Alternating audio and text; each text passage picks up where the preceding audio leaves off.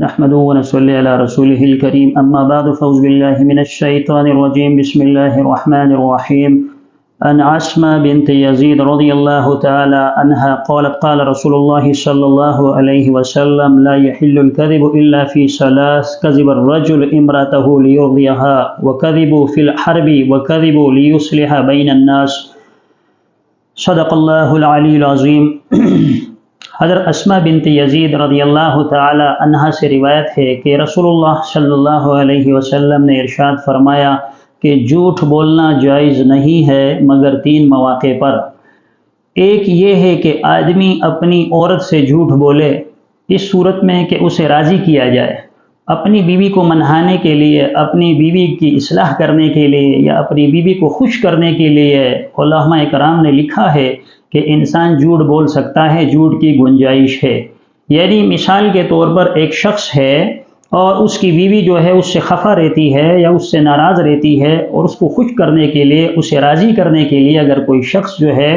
اسے کوئی ایسی بات کہتا ہے جو ہونا ناممکن ہے یا فی الفور اس کو وہ کر نہیں سکتا، تو اپنی بیوی سے یہ کہہ کر کہ میں فلاں کام کر جاؤں گا فلاں وقت پر، اسے راضی کرنے کے لیے، اسے خوش کرنے کے لیے اس طرح کا جھوٹ بولا جا سکتا ہے۔ یا مثال کے طور پر ہماری سوسائٹی کے اندر، ہمارے اس معاشرے کے اندر اگر آپ دیکھیں تو بعض عورتیں جو ہیں وہ مرد کے پیچھے پڑی رہتی ہیں کہ بھائی میرے لیے جوتا خرید کر لے آئیں، میرے لیے بازار سے کپڑے خرید کر لے آئیں، یا فلاں سوٹ مجھے اچھا لگا وہ سوٹ خرید کر لے آئیں۔ تو اگر ایک شخص ہے اور اس کی آمدنی کم ہے،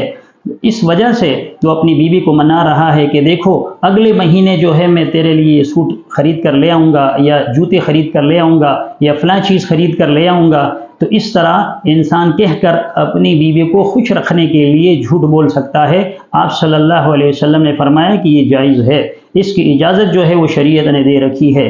اسی طرح دوسری جگہ جو آدمی جھوٹ بول سکتا ہے اور جس کی گنجائش ہے وہ جنگ کے میدان میں، یعنی ایک آدمی جہاد کے لیے جاتا ہے، مشرکوں کے ساتھ یا کفار کے ساتھ نبر آزما ہوتا ہے، ان کی لڑائی ہو جاتی ہے، یا اس موقع پر انسان جب لڑائی کرنے کا ارادہ کرتا ہے تو دشمن کو جھوٹ بولنے کے لیے کہ ہماری تعداد 10,000 ہے، حالانکہ ان کی تعداد 5,000 کے لگ بھگ بھی نہیں ہوتی، یہ کہہ کر دشمن کو پریشان کرنے کے لیے، دشمن کے دل میں اپنا خوف بٹھانے کے لیے، یا اسی طرح کوئی جنگی چال چلنے کے لیے اگر دشمن سے جھوٹ بولے تو اس کی گنجائش ہے۔ شریعت نے اسے جھوٹ کے کھاتے میں نہیں لکھا، بلکہ یہ فرمایا رسول اللہ صلی اللہ علیہ وسلم نے کہ اس طرح کا جھوٹ بولا جا سکتا ہے۔ میدان جنگ میں آپ کی کفار کے ساتھ یا مشرکین کے ساتھ لڑائی ہو تو اس صورت میں بھی اگر آپ جھوٹ بولتے ہیں تو یہ جھوٹ کے زمرے میں نہیں آتا۔ اسی طرح نبی کریم صلی اللہ علیہ وسلم نے تیسری جگہ جھوٹ بولنے کی جو گنجائش رکھی ہے اور جس کی اجازت دی ہے وہ دو مسلمانوں کے درمیان صلح کرانے کے لیے، کہ ان دونوں میں صلح ہو جائے۔ دو مسلمان ہیں، دونوں مسلمانوں کے درمیان کسی بات پر خفگی ہو گئی، ناراضگی ہو گئی، دونوں ایک دوسرے سے روٹھ گئے، چاہے ان کا تعلق ایک ہی خاندان سے ہو، ایک ہی گھر سے ہو، ایک ہی محلے سے ہو یا ایک ہی پڑوس سے ہو، جب ان کے اندر ناراضگی ہو جائے، ان کے اندر خفگی پیدا ہو جائے، ان دونوں کو منانے کے لیے آپ یہ کہہ کر جھوٹ بول سکتے ہیں کہ فلاں شخص اس دن آپ کی تعریف کر رہا تھا، حالانکہ حقیقت میں ایسا کچھ نہیں تھا، نہ وہ اس کی تعریف کر رہا تھا، نہ اس کی خوبیاں اور اچھائیاں وہ بیان کر رہا تھا، لیکن آپ دوسرے شخص کو یہ کہہ کر اسے منوا لیتے ہیں، اسے راضی کر لیتے ہیں کہ بھائی فلاں آدمی آپ کی تعریف کر رہا تھا۔ تو دو آدمیوں کے درمیان صلح کرنے کے لیے، اسی طرح دوسرے شخص سے آپ یہ کہتے ہیں کہ جو پہلا شخص ہے فلاں نام کا، وہ اس دن آپ کی بڑی خوبیاں بیان کر رہا تھا، آپ کی بڑی تعریفیں بیان کر رہا تھا، اور بھائی میں تو آپ کی تعریفیں سن کے تھک گیا، میں تو آپ کی تعریفیں سن کر پریشان ہو گیا، اتنی آپ کی اس نے خوبیاں بیان کی ہے کہ میں تو یہ کہنے پر مجبور ہو گیا کہ واقعی بھائی آپ کے اندر کوئی صفت ہے، آپ کے اندر کوئی خاصیت ہے، تبھی تو میں آپ سے ملنے کے لیے یہاں آیا ہوں، حالانکہ حقیقت اس کے برخلاف تھی، حالانکہ حقیقت میں ایسا کچھ نہیں تھا، لیکن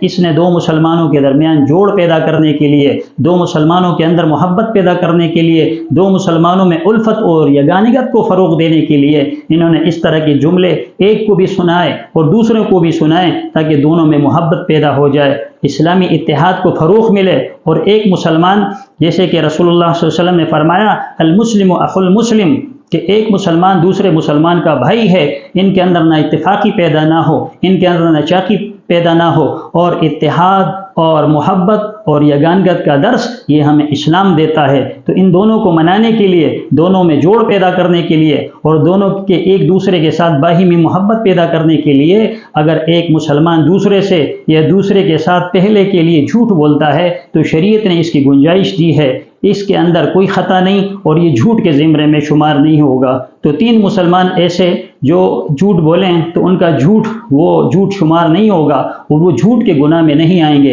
ایک شخص جو اپنی بیوی کو منانے کے لیے جھوٹ بولتا ہے، دوسرا شخص جو میدان جنگ کے اندر جھوٹ بولتا ہے، کوئی جنگی چال چلنے کے لیے یا دشمن کو اپنی تعداد دگنی بتاتا ہے یا اسی طرح کا کوئی اور کردار ادا کرتا ہے تو اس کی وجہ سے اس کا جھوٹ شمار نہیں ہوگا۔ اور تیسرا، دو مسلمانوں کے درمیان صلح کے لیے اگر کوئی آدمی جھوٹ بولتا ہے یا اپنی طرف سے کوئی جھوٹ بات بنا کر اس کے سامنے پیش کرتا ہے تاکہ دونوں بھائی آپس میں صلح کر لیں اور دونوں کے اندر الفت اور یگانگت پیدا ہو، تو اس کی شریعت نے اجازت دی ہے اور اس کو جھوٹ نہیں کہا گیا۔ اللہ تبارک و تعالی ہمیں رسول اللہ صلی اللہ علیہ وسلم کی ہر سنت پر عمل کرنے والا بنائے۔ وآخر دعوانا ان الحمد للہ رب العالمین۔